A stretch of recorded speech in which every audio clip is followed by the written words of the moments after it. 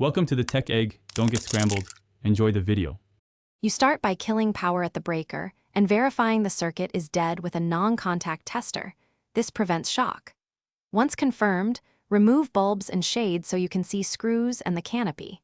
You need one hand supporting the fixture as you loosen mounting screws. This prevents it from falling.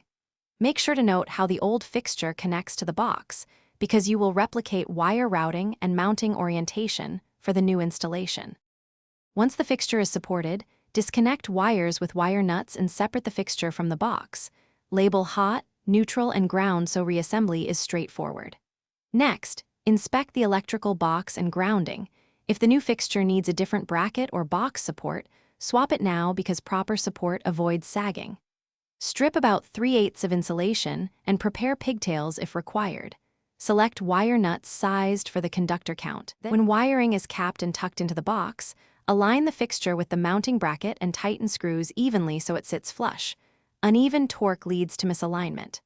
Once mounted, install bulbs and shades, restore power at the breaker, then test the fixture for solid illumination and normal operation.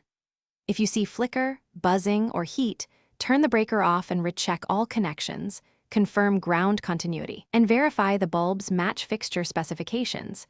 This single troubleshooting step resolves most problems.